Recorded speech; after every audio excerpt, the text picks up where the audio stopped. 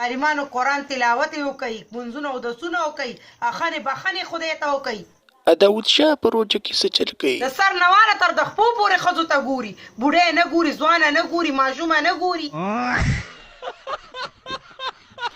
سونیا شاه روژه ماتي له بهر مهر ته ځي که نه؟ زه وختي بهر تلو مکانه خټکو پسې. د علي شاه خټکي دې خرڅول کو؟ بالکل بالکل.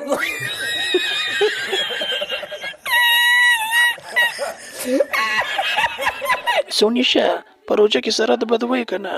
اوس روژه ده، په روژه کې بس وي خوله وي بس ټپه ښه ده. داود شاه ستا شاته څه کوي؟ داود شاه هم پکې شاته بړېږي.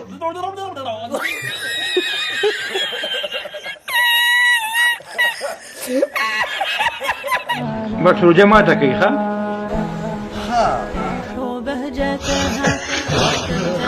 دوستانو رمضان المبارک د رحمتونو او د برکتونو ټاکه میاشت ده. خلک په دې ورځو کې منځونه اودسونه کوي.